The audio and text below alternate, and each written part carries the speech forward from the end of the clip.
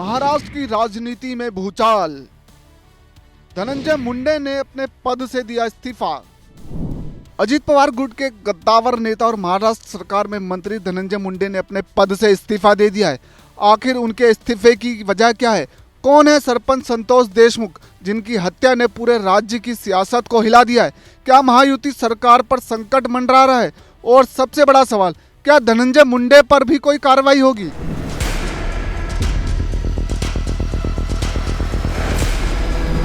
अजीत पवार की एनसीपी के कद्दावर नेता और महाराष्ट्र सरकार में खाद्य एवं नागरिक आपूर्ति तथा उपभोक्ता संरक्षण मंत्री धनंजय मुंडे ने मुख्यमंत्री देवेंद्र फडणवीस को अपना इस्तीफा सौंप दिया है। फडणवीस ने इसे स्वीकार करते हुए राज्यपाल को भेज दिया है। आज महाराष्ट्र के मंत्री श्री धनंजय मुंडे, इन्होंने अपने पद का इस्तीफा मुझे सौंपा। मैंने ये इस्तीफा स्वीकृत किया है और अगली कार्रवाई के लिए मैंने ये इस्तीफा राज्यपाल जी के पास भेज दिया है।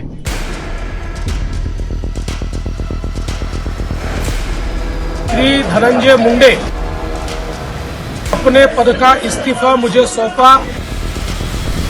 लेकिन सवाल उठता है कि मुंडे को इस्तीफा देने की जरूरत क्यों पड़ी? दरअसल सरपंच संतोष देशमुख की हत्या के मास्टरमाइंड के तौर पर धनंजय मुंडे के करीबी सहयोगी वाल्मीकि कराड का नाम आया था। एसआईटी की चार्जशीट के मुताबिक कराड ने इस मर्डर की साजिश रची थी और जब महाराष्ट्र सरकार पर दबाव बढ़ा तो फडणवीस ने खुद अजीत पवार और प्रफुल्ल पटेल को चिट्ठी लिखकर कहा कि मुंडे को इस्तीफा देना होगा। अब आपको बताते हैं कि आखिर ये पूरा मामला है क्या।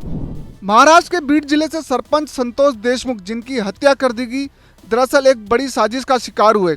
एसआईटी की जांच में सामने आया है कि एक रिन्यूएबल एनर्जी कंपनी के भूमि अधिग्रहण अधिकारी से वाल्मीकि कराड ने 2 करोड़ रुपए की फिरौती मांगी थी। लेकिन जब सरपंच देशमुख ने कराड और उसकी गैंग को रोकने की कोशिश की तो कराड और उसके गुर्गों ने उनकी हत्या की साजिश रची। इस मामले में एसआईटी ने फोन रिकॉर्डिंग, सीसीटीवी फुटेज और अन्य सबूत अदालत में पेश किए हैं। धनंजय मुंडे के इस्तीफे के बाद महाराष्ट्र सरकार पर विपक्ष ने बड़ा हमला बोला है। उद्धव ठाकरे गुट के नेता आदित्य ठाकरे ने कहा, सरकार अपने ही कार्यकर्ता को न्याय नहीं दिला सकती तो जनता का क्या होगा। विपक्ष महायुति सरकार पर सवाल उठा रहा है कि आखिर इतने दिनों तक कार्रवाई क्यों नहीं हुई।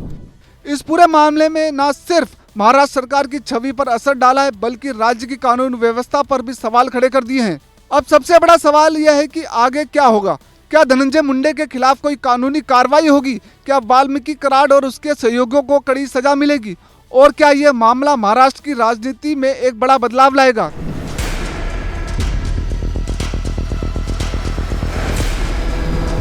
सभी की नजरें अब महाराष्ट्र सरकार के अगले कदम पर है।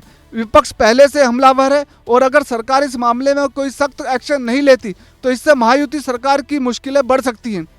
क्या आपको लगता है कि धनंजय मुंडे का इस्तीफा सही फैसला था? क्या इस केस में महाराष्ट्र सरकार की देरी से कार्रवाई को लेकर विपक्ष की आलोचना जायज है? और क्या इस पूरे विवाद से महाराष्ट्र की राजनीति में बड़ा बदलाव आएगा? अपनी राय हमें कमेंट सेक्शन में जरूर बताएं। धन्यवाद।